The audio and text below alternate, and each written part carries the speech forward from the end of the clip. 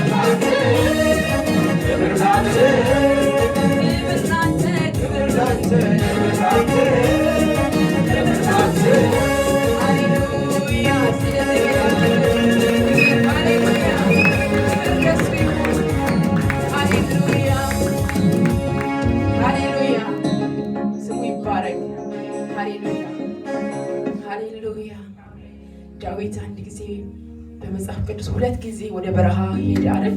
ሁለት ጊዜ፣ አንዱ በሳኦል ምክንያት፣ አንዱ በልጁ በአቤኔዘር ምክንያት ወደ ምድረ በዳ ሄደ። ከዛ እዛ ሆኖ ማንጎራጎር ነበረበት። በቃ ምድረ በዳ ውስጥ ነኝ ያለሁት ምናምን ብሎ ማንጎራጎር ነበረበት። እሱ ግን ምን አለ? ነፍሴ ውሃ በሌለበት በምድረ በዳ አንተን ናፈቀች አለ። ሃሌሉያ።